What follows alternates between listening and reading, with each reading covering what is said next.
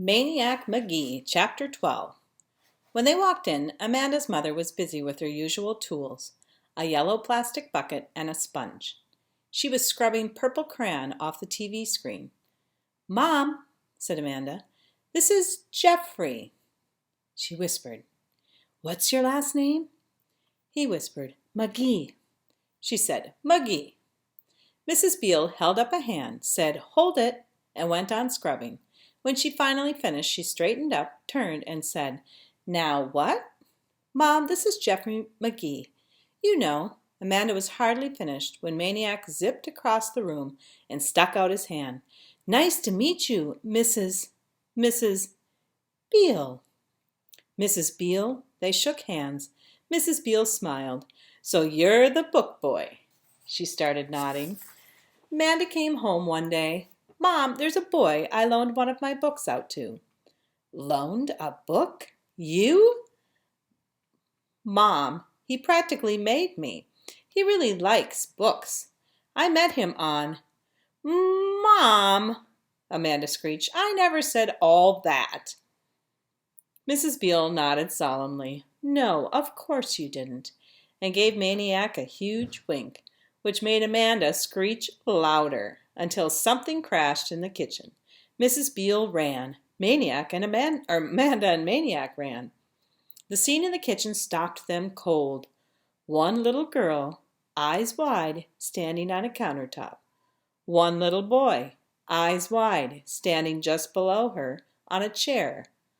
One shattered glass jar and some stringy, pale-colored glop on the floor.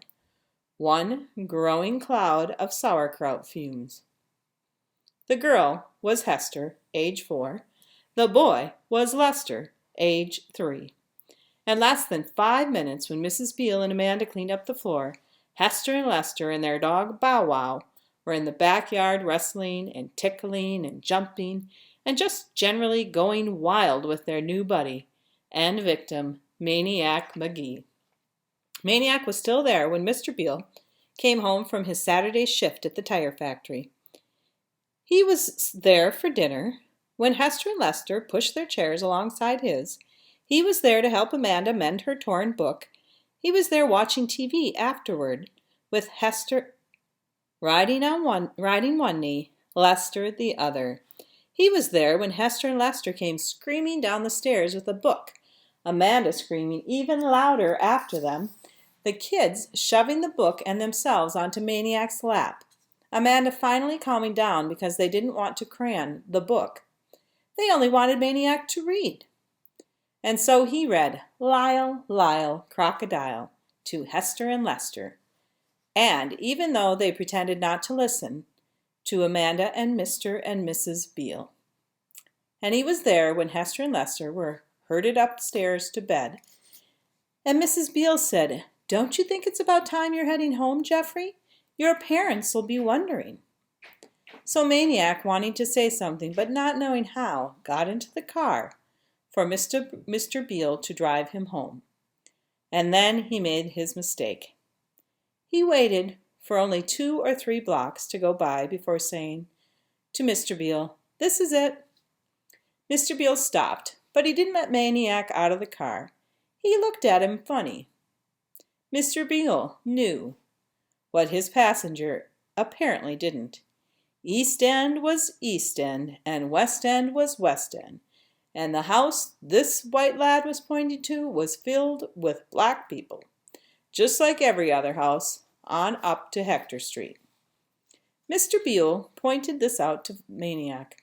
Maniac's lips started to quiver, and right there, with the car idling in the middle of the street, Maniac told him he didn't really have a home, unless you counted the deer shed at the zoo. Mr. Beale made a U-turn right there and headed back. Only Mrs. Beale was still downstairs when they walked into the house. She listened to no more than 10 seconds worth of Mr. Beale's explanation before saying to Maniac, "You're staying here." Not long after, Maniac was lying in Amanda's bed, Amanda having been carried over to Hester and Lester's room, where she often slept anyway. Before Maniac could go to sleep, however, there was something he had to do. He flipped off the covers and went downstairs. Before the puzzled faces of Mr. and Mrs. Beale, he opened the front door and looked at the 3 cast iron digits nailed to the door frame. 728. He kept staring at them, smiling. Then he closed the door, said a cheerful good night, and went back to bed. Maniac Magee finally had an address. Chapter 13. Amanda was happy to give up her room to Maniac. It gave her an excuse to sleep with Hester and Lester every night. Most of the time during the day, the little ones drove her crazy. She couldn't stand to be in the same hemisphere with them. But at night the best thing was to have them snuggled up on both sides of her. It made no sense, but that's how it was. Mr. Beale divided the little one's room into 2 sections with a panel of plywood, and Amanda moved her stuff into the back part. Except for her suitcase of books, that stayed in her old room with Maniac. The way Maniac fit in, you would have thought he was born there. He played with the little ones and read them stories and taught them things. He took Bow Wow out for runs, and he did the dishes without anybody asking, which made Amanda feel guilty, so she started to dry. He carried out the trash, mowed the grass, cleaned up his own spills, turned out lights, put the cap back on the toothpaste tube, flushed the toilet, and Mrs. Beale called it the miracle on Sycamore Street. He kept his room neat. Every morning, Mrs. Beale looked into it. No socks on the floor, no drawers open, no messed up bed. That was the most amazing thing. The bed, it looked as if it hadn't even been slept in, which she found out was the case. Late one night, she opened the door and found Maniac sleeping on the floor. She lugged him onto the bed, but by the next night, he was back on the floor. Maniac just couldn't stand being too comfortable. Lying on a mattress gave him a weird feeling of slowly rising on a scoop of mashed potatoes. He was that way with chairs, too. If he had a choice, he usually sat on the floor. Other strange things happened in the house, such as the yellow bucket and sponge spent more time gathering dust in the cellar and less time in Mrs. Beale's hands. Because with Maniac around, Hester and Lester lost their interest in cramming everything in sight, and therefore sometimes for 15 minutes in a row, Mrs. Beale was seen doing something she hadn't done since the little ones were born. Nothing. Such as Amanda started leaving her suitcase of books home. Such as everybody's fingertips started to heal, because Maniac took over the endless, thankless job of untying Hester and Lester's sneaker knots. Such as Hester and Lester started to enjoy taking a bath, which was the solution to a very huge problem in the Beale household. Once upon a time, Hester and Lester loved to get in a bath, as long as Amanda got one with them. It was a little crowded, especially when the little ones added their boats and floating dinosaurs, but it was fun and warm and yelpy and soapy. Then came the day when Amanda entered 4th grade, and she decided she was getting too old to tub it with her little brother and sister. They begged her and begged her, but she wouldn't get in. They tried to storm the bathroom when she was in there, but she locked the door on them. And so the little ones went on strike. They placed their hands on Lyle Crocodile and swore they would never take another bath until Amanda joined them.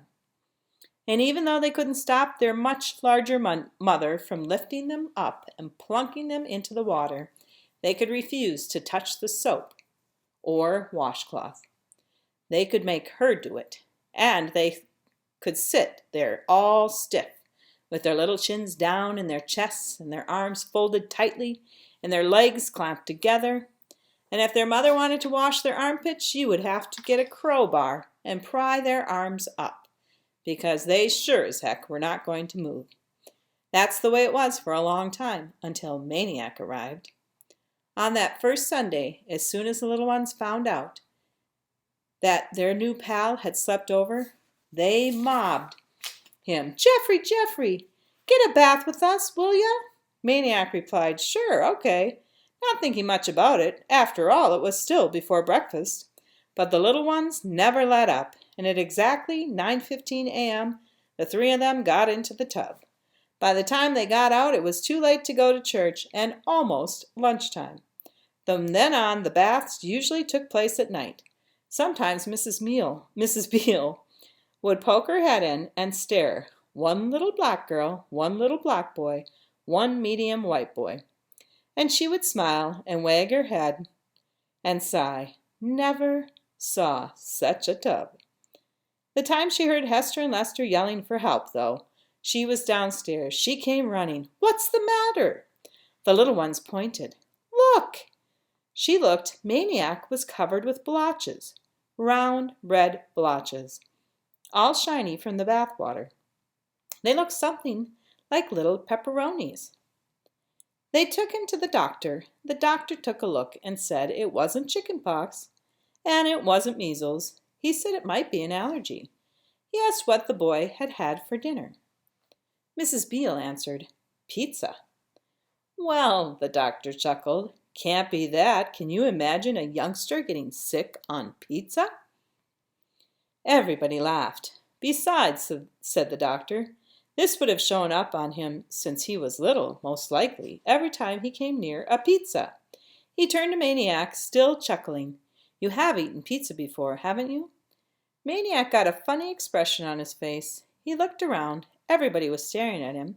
The silence grew longer, eyes grew wider, and that's how they found out that Maniac Magee was allergic to pizza.